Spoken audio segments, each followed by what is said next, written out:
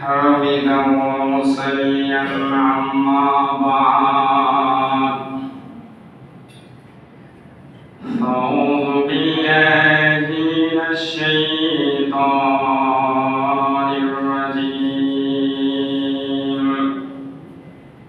بسم الله الرحمن الرحيم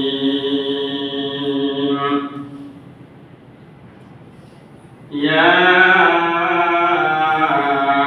أيها الناس اتقوا ربكم الذي خلقكم من نفس واحدة وخلق منها زوجها وبث منهما رجالا كثيرا ونساء واتقوا الله الذي تساءلون به والأرحام إن الله كان عليكم رقيبا يا أيها الذين آمنوا اتقوا الله حق تقاته ولا تموتن إلا وأنتم مسلمون يا أيها الذين آمنوا اتقوا الله وقولوا قولا سديدا يصلح لكم أعمالكم ويغفر لكم ذنوبكم ومن يطع الله ورسوله فقد فاز فوزا عظيما أما بعد فإن خير الحديث كتاب الله وخير الهدي هدي محمد المصطفى صلى الله عليه وسلم وشر الأمور محدثاتها وكل محدثة بدعة وكل بدعة ضلالة وكل ضلالة في النار أعوذ بالله من الشيطان الرجيم بسم الله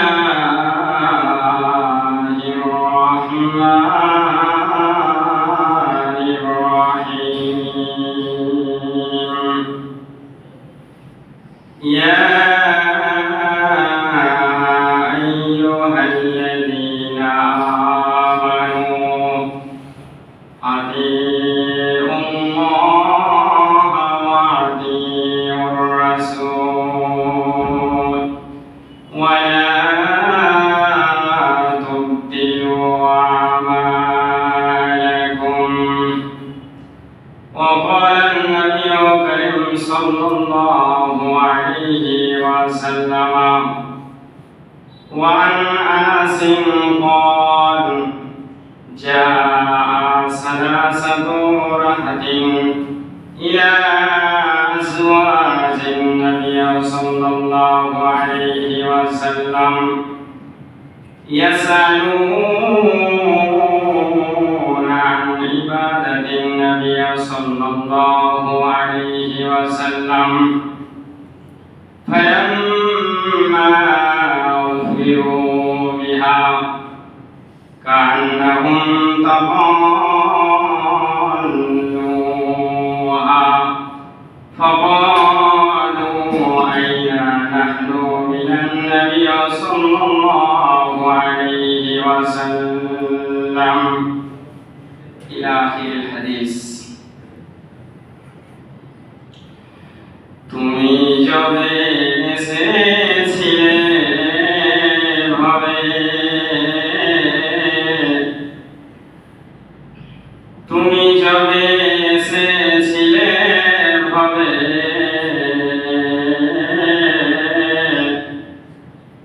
তুমি শুধু কেঁদেছিলে হেসেছিল সবে এমন জীবন তুমি করো হে গঠন এমন জীবন তুমি করো হে গঠন মরিলে হাসিবে তুমি কাঁদিবে ভুবন। কাজী নজরুল ইসলাম। উপস্থিত শ্রদ্ধেয় সম্মানীয় ইসলাম দরদী শ্রোতা মণ্ডলী, যাবতীয় প্রশংসা, গুণগান, গণকীর্তন, আরাধনা, আলোচনা, বন্দনা, বন্দিগি, স্তুতি নিখিল বিশ্বের স্রষ্টা অধিপতি তারই নিমিত্তে, যার প্রশংসা করে আমরা নগণ্য মানুষ হয়ে শেষ করতে পারবো না। তাই তারই বাক্য দিয়ে প্রশংসা করি আলহামদুলিল্লাহ। দরুদ ও সালাম বর্ষিত হোক মহামানব, শেষ নবী, শেষ প্রফেট, তাজদারে মাদানী জনাবে আহমদ মুস্তাফা মুহাম্মদ মুস্তাফা বলুন সাল্লাল্লাহু আলাইহি ওয়াসাল্লামের উপর অসংখ্য দরুদ ও সালাম বৃষ্টির ন্যায় ঝমঝম স্বরূপ বর্ষিত হোক। আল্লাহুম্মা সাল্লি আলাইহি আল্লাহুম্মা বারিক আলাইহি আল্লাহুম্মা আমিন। কোরআনুল কারীম থেকে সূরাতুল মুহাম্মদ পারা সংখ্যা 26, সূরা সংখ্যা 47, আয়াত সংখ্যা 33। সূরার নাম হচ্ছে সূরাতুল কিতাল। সূরা মুহাম্মদের অপর নাম হচ্ছে সূরা কিতাল। অনেকে হয়তো এটা জানে না, যারা আলেম ওলামা মাদ্রাসা তালিবুল ইলম হাফেজেরা জানে, সাধারণ মানুষ হয়তো এত খবর রাখে না।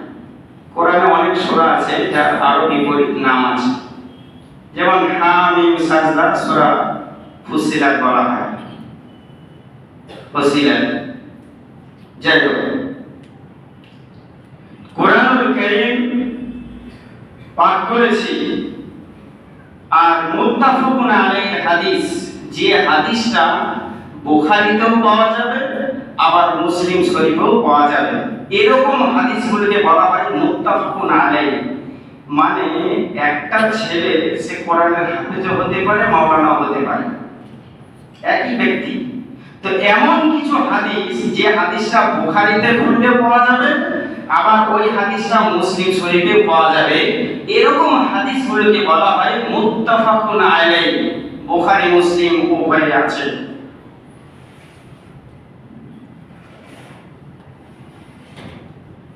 যে কোরআনুল কারীম আল্লাহ সুবহানাহু ওয়া তাআলা শেষ নবী জনাবে মুহাম্মদ রাসূলুল্লাহ বলুন সাল্লাল্লাহু আলাইহি ওয়াসাল্লামের উপর অবতীর্ণ করা হয়েছে 40 বছর বয়সের পর।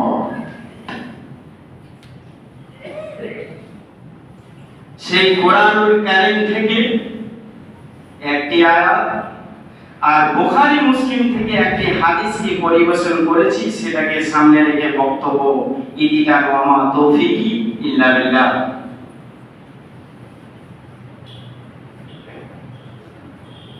আল্লাহ সুবহানাহু ওয়া তাআলা তিনি বলছেন أعوذ بالله من الشيطان الرجيم يا أيها الذين آمنوا أطيعوا الله وأطيعوا الرسول أي إيماندار ব্যক্তিগণ আমানু যারা ঈমান এনেছো আনবে না এনেছো তোমাদের কাজ কি আতিউল্লাহ আল্লাহর ইতাআত অনুসরণ করো মানে আল্লাহর কোরআনের বিধান সেই বিধানটাকে তোমরা মেনে নাও কোরআনে যেটা নিষেধ করা হয়েছে তা থেকে দূরে থাকো যেটা করতে বলা হয়েছে সেটাকে তোমরা আঁকড়ে ধরো সেটা পালন করো আমানু হে ঈমানদারগণ আতিউল্লাহ ওয়া আতিউর রাসূল তোমরা আল্লাহ রাব্বুল আলামিনের কোরআনের বিধানগুলি তোমরা মেনে নাও যেটা আদেশ করা হয়েছে আদেশটাকে মানো আর যা তোমাদেরকে নিষেধ করা হয়েছে কোরআনে সেটাও তোমরা মেনে নাও আতিউল্লাহ আল্লাহর ইতাআত অনুসরণ করো অনুকরণ করো মানে আল্লাহ যেটা বলেছেন সেটাকে বাইট টু বাইট মেনে চলো ওয়া আতিউর রাসূল আর নবী মুহাম্মদ সাল্লাল্লাহু আলাইহি ওয়াসাল্লামের অনুসরণ করো অনুকরণ করো নবী মুহাম্মদ যা তোমাদেরকে দিয়েছে যা তোমাদের বলেছে যেভাবে চলতে আদেশ করেছে নবী মুহাম্মদ সাল্লাল্লাহু আলাইহি ওয়াসাল্লাম যেভাবে তিনি চলাফেরা করেছেন এই নবী মুহাম্মদ সাল্লাল্লাহু আলাইহি ওয়াসাল্লামের আদর্শকে তোমরা ধারণ করো পৃথিবীতে অনেক মুহাদ্দিস সাহিত্যিক কবি বিজ্ঞানী মন্ত্রী অনেক আছে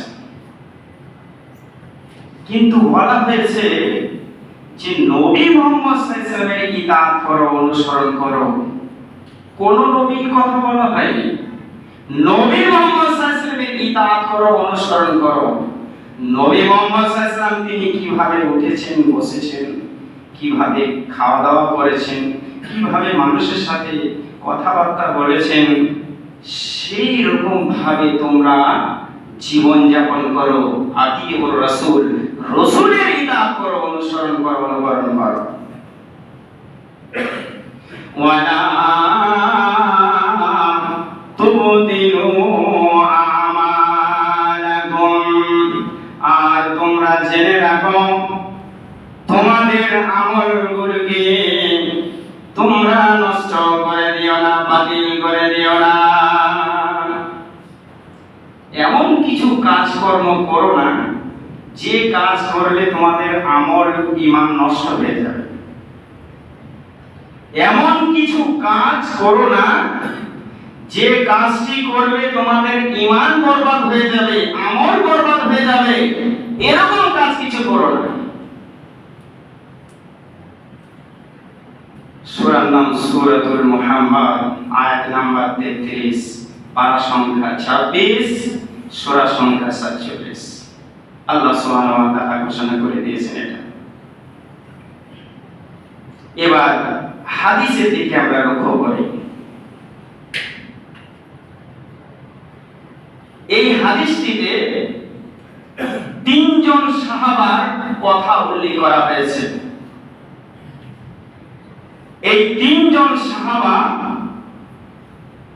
নবী সাল্লাল্লাহু আলাইহি ওয়াসাল্লামের বাড়িতে এসেছিলেন নবীর ইবাদত সম্পর্কে যে আল্লাহর নবী কিভাবে তিনি ইবাদত করতেন দিনে এবং রাতে সেটা জানতে এসেছিলেন তিনজন সাহাবা وعن أنس قال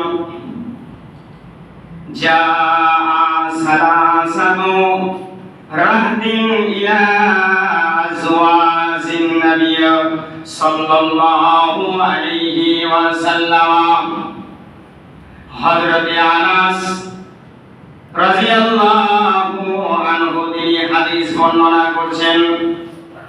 তিনি বলছেন রাসূলুল্লাহ সাল্লাল্লাহু আলাইহি ওয়াসাল্লামের বাড়িতে তিনজন সাহাবা আসলেন। ইয়াসালুনা আন ইবাদাতিন নবী সাল্লাল্লাহু আলাইহি ওয়াসাল্লাম। এই তিনজন সাহাবা আল্লাহর নবীর বাড়িতে আসলেন। নবীর ইবাদত কেমন ছিল, আল্লাহর নবী রাতে কিভাবে নামাজ তিনি আদায় করতেন, দিনে কিভাবে তিনি নামাজ আদায় করতেন, এই নবীর ইবাদত সম্পর্কে তিনজন সাহাবা নবীর বাড়িতে এসে গেল। তিনজন সাহাবা, হাদিস বলছি, এটা আমি কিচ্ছা কাহিনী বলছি না। তিনজন সাহাবা আল্লাহর নবীর বাড়িতে আসলেন। আসার পরে আল্লাহর নবী সাল্লাল্লাহু আলাইহি ওয়াসাল্লামের স্ত্রীদেরকে জিজ্ঞেস করলেন। আল্লাহর নবীর যে স্ত্রী ছিল একাধিক, প্রথম স্ত্রী একটাই, তারপরে কার্যক্ষেত্রে নবীকে বিয়ে বাধ্যতামূলক করতে হয়েছে। নবী ইচ্ছা করে বিয়ে করেন। প্রথম স্ত্রী খাদিজার পরে তারপরে একে ইসলাম প্রচারের ক্ষেত্রে অনেক কিছু মেনে নিতে হয়েছে আল্লাহর পক্ষ থেকে। তিনজন সাহাবা নবীর বাড়িতে আসলেন। নবীর বাড়িতে এসে আল্লাহর নবীর স্ত্রীদেরকে জিজ্ঞাসা করছেন, ইয়াসালুনা আন ইবাদাতিন নবী সাল্লাল্লাহু আলাইহি ওয়াসাল্লাম। আল্লাহর নবীর স্ত্রীদেরকে জিজ্ঞেস করলেন আল্লাহর নবী সাল্লাল্লাহু আলাইহি ওয়াসাল্লাম তিনি কিভাবে ইবাদত করতেন, রাতে কিভাবে তাহাজ্জুদ নামাজ আদায় করতেন, দিনে কিভাবে নামাজ আদায় করতেন, কি কি কাজ করতেন একটু আমাদের বলে দেন। আল্লাহর নবী সাল্লাল্লাহু আলাইহি ওয়াসাল্লাম কিভাবে তিনি রাতে নামাজ পড়তেন, নফল নামাজ, কিয়ামুল লাইল তিনি কিভাবে পড়তেন, কিভাবে ওঠা বসা করতেন, আল্লাহর ইবাদতটা কিভাবে করতেন, আমরা একটু জানবো। আল্লাহর নবীর স্ত্রীরা বললেন, ফালাম্মা উখবিরু বিহা কান্নাহুম তাকাল্লুহা।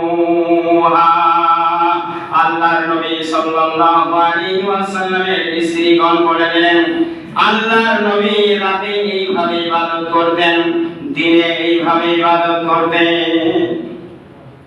এদের তিনজনের মাথা ঘুরে গেছে। সাহাবা বলছে আল্লাহর নবী রাতে এইভাবে ইবাদত করত, দিনে এরকম ভাবে ইবাদত করতেন। এই তিনজন সাহাবা যখন নবীর স্ত্রীদের মুখ দিয়ে শুনলেন নবীর ইবাদত সম্পর্কে, তখন তারা তিনজন বলছে, ফাকালু আইনা নাহনু মিনান নবী সাল্লাল্লাহু আলাইহি ওয়াসাল্লাম। আরে আল্লাহর নবীর ইবাদত কেমন, আল্লাহর নবীর চাইতে আমরা তিনজন বেশি ইবাদত করব। নবী এরকম ইবাদত করতো, রাতে ঘুমাতো, আবার রাতে তাহাজ্জুদ নামাজ পড়তো, দিনে নফল রোজা রাখতো, আবার কখনো নফল রোজা ছেড়ে দিত। তাহলে নবীর ইবাদত কম, নবীর চাইতে আমরা বেশি করব। কে? এই তিনজন সাহাবা বলছে। সাহাবা কারা? হাদিসে এসেছে উসমান ইবনে মাজউন, আর 2 নম্বর আব্দুল্লাহ ইবনে রাওহা, আর 3 নম্বর হচ্ছে সাদ্দাদ, মিকদাদ ইবনে সাদ্দাদ। এই তিনজন সাহাবা, মিকদাম, এই তিনজন সাহাবা নবী সাল্লাল্লাহু আলাইহি ওয়াসাল্লামের বাড়িতে এসে আল্লাহর নবীর স্ত্রীদেরকে জিজ্ঞেস করছেন নবীর ইবাদত কেমন। তো নবীর ইবাদত সম্পর্কে স্ত্রীরা বলে দিলেন, বলার পরে এদের মাথা ঘুরে গেল। এরা বলছে নবী কম ইবাদত করতো, আমরা বেশি করব। বেশি করার নাম ইবাদত নয়। নবীর চাইতে যদি তুমি বলো আমি বেশি করব, তাহলে তোমার ইবাদত সেটা হবে না, সেই ইবাদতের কোনো মূল্য নেই। এই তিনজন তখন বলল, আল্লাহর নবীর ইবাদতের কথা শুনছে, শুনে বলছে ফাকালু আইনা নাহনু মিনান নবী সাল্লাল্লাহু আলাইহি ওয়াসাল্লাম ওয়া কাদ গুফিরা লাহু মা তাকাদ্দামা মিন যামবিহি ওয়া মা তাআখারা। এই তিনজন সাহাবা বলছে, শোনো, ও তো আল্লাহর নবী, ও ইবাদত কম হলেও চলবে, কিন্তু আমরা তো নবী নই, আমাদের গুনাহ হলে গুনাহ ক্ষমা চেয়ে নিতে হবে। কিন্তু আল্লাহর নবীর আগে এবং পরে সমস্ত গুনাহ আল্লাহ পাক maaf করে দিয়েছে। আল্লাহর নবীর আগের গুনাহ এবং পরের গুনাহ সব maaf। কাদ গুফিরাল্লাহু মা তাকাদ্দামা মিন যামবিহি, নবী সাল্লাল্লাহু আলাইহি ওয়াসাল্লামের পূর্বেকার গুনাহ মানে আগে এবং পরের গুনাহ সব maaf করেছেন আল্লাহ। এই তিনজন সাহাবা বলছে, তাহলে আমাদের তো গুনাহ maaf নেই, আমাদের বেশি করতে হবে, নবীর চাইতে আমরা বেশি করব। নবীর ইবাদতকে তারা তুচ্ছ মনে করলো, ছোট মনে করলো। এবার তিনজন তিনটি রায়। দেখো, তিনজন তিনটি কথা বলছে, হাদিস বলছে। প্রথম ব্যক্তি বলছেন, ফাকালা আহাদুহুম আম্মা আনা ফাউসাল্লি লাইলা আবাদা। এই তিনজনের মধ্যে প্রথম ব্যক্তি বলছে, আমি যতদিন বাঁচব জীবনে কোনদিন আমি নফল নামাজ ছেড়ে দেব না, রাতে নামাজ পড়ব, তাহাজ্জুদ নামাজ পড়ব, আমি যতদিন জীবনে বাঁচব রাতের নামাজ কোনদিন ছেড়ে দেব না। ফরজ তো পড়তে হবে, সুন্নত পড়তে হবে, নফল নামাজ আমি কোন রাতে ছাড়বই না। নবী তো মাঝে ঘুমিয়েছে, ছেড়েছে, তা আমি ছাড়ব না। প্রথম ব্যক্তির টার্গেট। দ্বিতীয় ব্যক্তি বলছে, মানে দ্বিতীয় জন সাহাবা বলছেন, ওয়াকালাল আখারু আনা আসুমুন নাহারা আবাদান ওয়ালা উফিরু।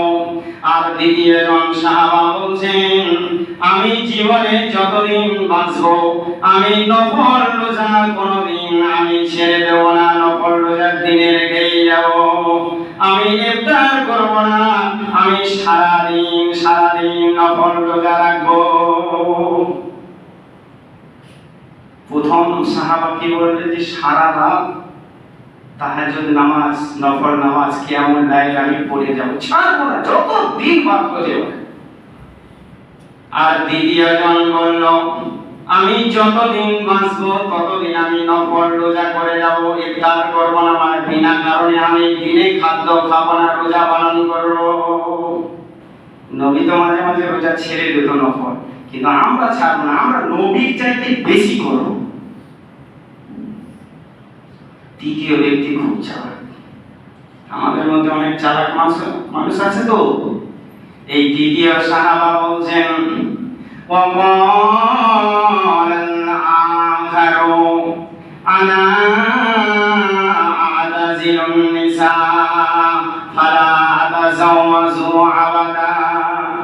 আর তৃতীয় জন সাহাবা বলছেন, আমি জীবনে যতদিন বাঁচব বিয়ে শাদী করব না, বিয়ে করব না। কেন? বিয়ে করলে সংসার হলে বাচ্চা কাচ্চা হবে, তার চেয়ে আছে, তার পিচ্ছা পায়খানা পরিষ্কারের ব্যাপার আছে, নামাজ পড়তে যাবে পিচ্ছা করে দিল, করে পায়খানা করে দিল, তাই এবার কাপড় লাগাবে না কাপড় পাল্টাবে, ওদিকে জমাতে টাইম হয়ে গেছে, এখন কি করবে? তাই তৃতীয় জন সাহাবা বলছেন, ওয়াকালাল আখারু আনা তাজিলুন নিসা ফালা ইয়াতাজাওয়াজু আবাদা, আমি জীবনে যতদিন বাঁচবো আমি বিয়ে শাদী করব না, মানে মেয়ে ছেলে থেকে আমি দূরে থাকবো, বিরত থাকবো।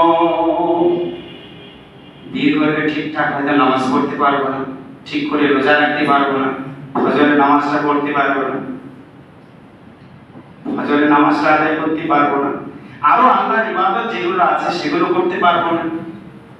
তাই এই দ্বিতীয় সাহাবা বলছেন যে জীবনে যতদিন বাঁচবো বিয়েই করবো না, মেয়ে ছেলের ধারে পাশেই আমি যাবো না।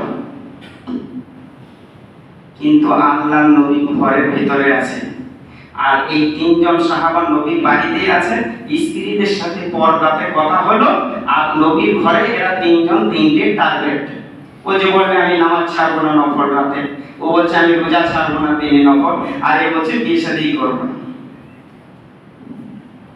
এবার আল্লাহর নবী ঘরের ভিতরে আছে, ফাজাআন নাবিয়্যু সাল্লাল্লাহু আলাইহি ওয়াসাল্লাম ইলাইহিম,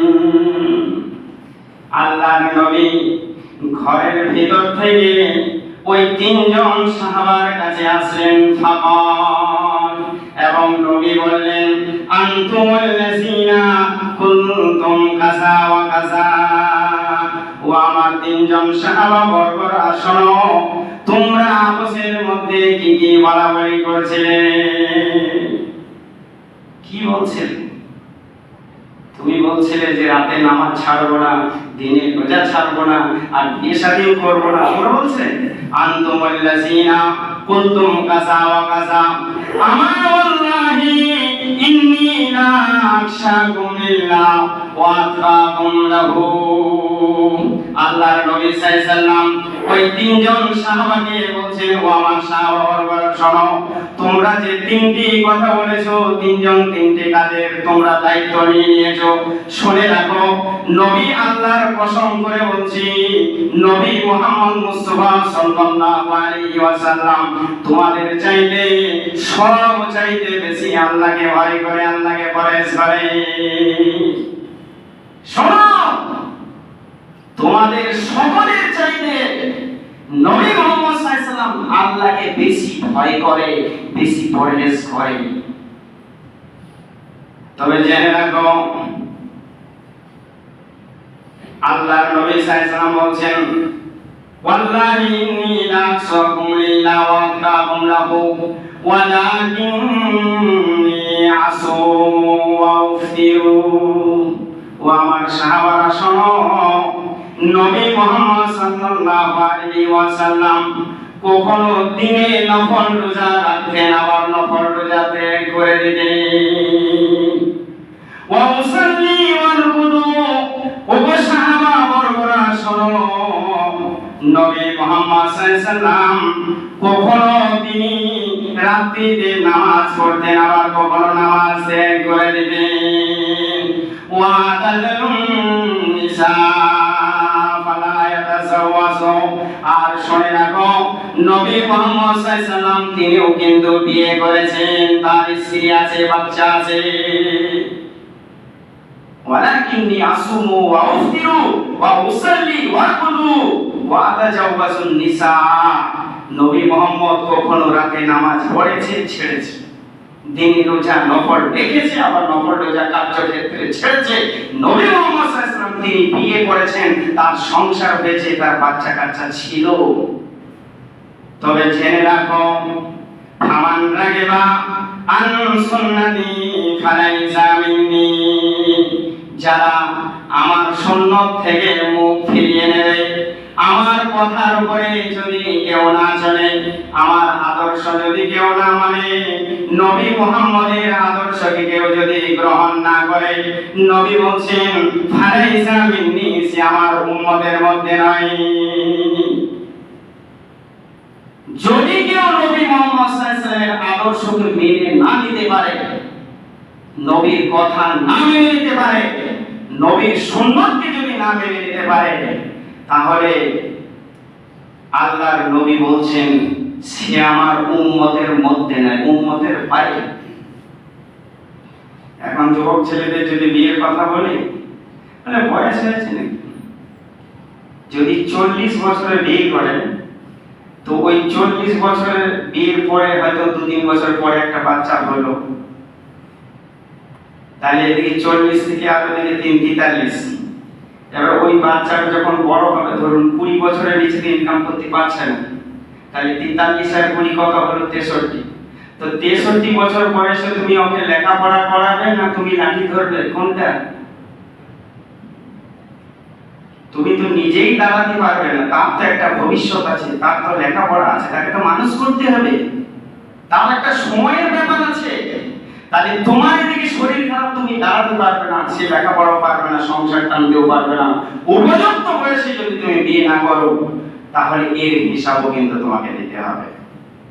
আল্লাহ নবী সাল্লাল্লাহু আলাইহি ওয়াসাল্লাম এই তিনজন সাহাবাকে খুব ক্লিয়ার করে বলে দিলেন, ও আমার সাহাবারা শোনো, কার্যক্ষেত্রে তোমরা রাতে তাহাজ্জুদ নামাজ আদায় করো, নফল নামাজ পড়ো, আবার প্রয়োজন হলে তোমরা স্ত্রীর হক তোমরা আদায় করো, প্রয়োজন হলে তোমরা ঘুমিয়ে যাও।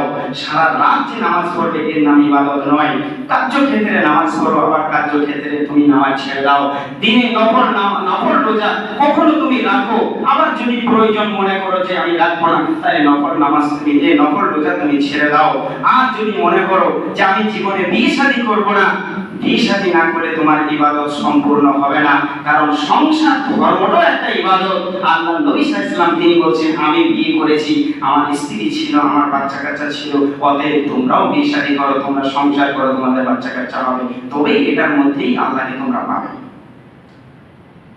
আল্লাহ সুবহানাহু ওয়া তাআলার কাছে দোয়া করি, ওগো মাবুদ, আমাদের জীবনে যত পাপ আছে সমস্ত পাপগুলিকে তুমি মার্জনা করে দাও, বলেন আমিন। রব্বুল আলামিন, আমাদের মধ্যে যারা অসুস্থ তাদের সকলকে তুমি সুস্থতা দান করো, বলেন আমিন। রব্বুল আলামিন, আমাদের মধ্যে যারা নেই, যারা কবরস্থ হয়ে গেছে, অনেকের মা, অনেকের বাপ, অনেকের স্বামী, অনেকের স্ত্রী, অনেকের ভাই, অনেকের বোন, অনেকে নিজের সন্তান আমরা পৃথিবী থেকে হারিয়েছি, তার কবরে জিন্দেগিতে আছে। আল্লাহ জানি না তারা কি অবস্থায় আছে। যদি কোনো বালা মুসিবতে গ্রেফতার হয়, আযাবে তারা যদি সাজা পায়, কবরে আযাব যদি হয়, তুমি তাদের আযাবকে মাফ করে দাও, বলেন আমিন। বারাকাল্লাহু লানা ওয়া লাকুম ফিল কোরআনিল আযীম ওয়া নাফা'না ইয়্যাকুম বিআয়াতি যিকরিল হাকীম ইন্নাহু তাআলা যাওয়াবুল কারীম।